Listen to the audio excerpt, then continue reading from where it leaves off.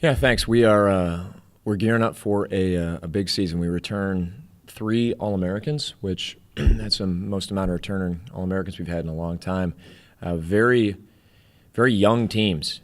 Men and women combined, we only have five seniors on the roster, so we have big, big goals after finishing 20th in the nation, both the men's and women's side, next year. So last year we hosted conference on our own course and wound up getting beat on both sides. This year we're going out all the way to Lincoln. Hope to settle the score with Nebraska Wesleyan. But really a fun year with alums. I mean, our first meet, which is going to be next week, is a new meet, named in honor of Coach John Curt. That's going to be a lot of fun to get that, to start that tradition. We wound up getting a really sort of an elevation in our training gear. 1970 alum Doug Beck, he gifted us with some exercise equipment that's really going to help us out, and even my predecessor Steve Johnson, he's going to be working with me as we host regionals here at home for the next 2 years, along with the construction on the back of Bartles. It's going to be a tumultuous year. It's going to be a lot of excitement, a lot of work. We're excited about it. So, any questions I can answer from you guys, it'd be great. With the success Karina, I believe that's how you say her name, had on the track, how do you see that, morphing into the cross country season? Karina is ready to go. Last year she had a fun story. She started the year, she wasn't in our top 7 at the beginning of the year, and she finished the year 8th in the nation. Not even cracking our varsity squad and then being on the podium. She's ready to go. The number 3 returner in the nation in the 10K.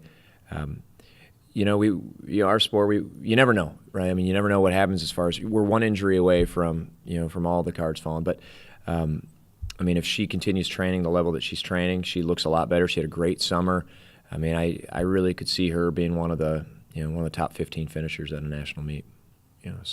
And then last year on the men's side, we had the top freshman in the nation in Sam Pinkowski, and he's coming off an All-American race in track season.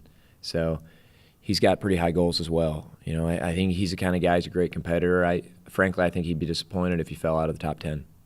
So we look to do some work nationally, but we got a big team. We have almost 60 athletes and a lot of depth. So on top of those, those national level guys, we have a lot of regional level and frankly a lot of young guys and gals coming in that are just going to run a lot of big PRs. So. I noticed you guys had, I think it was you guys' teams running out at like Cedar Bend Park, things like that. What are you doing to get ready to run in places like Decorah that's just got a different topography than you're used to in Waverly? Well, cross country's fun because we have tremendous facilities here at Wartburg, but frankly, the entire region is our home course. And we go out everywhere. I mean, we got certain spots. For instance, every other Friday when we do a tempo run, you can find us on 260th and Dakota, over by Janesville. That's our tempo route. When we do, we have a route when we want to do long progression runs. We can be up by Plainfield near Horton, north of campus. There's a lot of hills, a lot of climbs. People think of Iowa and say, oh, it's flat. It's flat. It's just flat farmland. There's a lot of elevation here. There's a lot of movement. A lot of times we get kids coming in from Illinois, or we have a lot of out-of-staters this year, about 9 different states coming in, and they don't expect to see these sort of climbs. So that really helps running on those hills every day, especially when we race against teams like Loris who have that opportunity to run on big hills all the time. Decorah, we're going to go up there late in the year. It's a JV meet, and it matters. It's a JV Cup. But that's hard to train for because that's real cross country, right? That's running up a mountain, kind of hopping over hay bales and sticks and all that stuff. So I think the most we can train for courses like that is less to do about hills and terrain and more to do with what's between your 2 ears. That's brain training. So.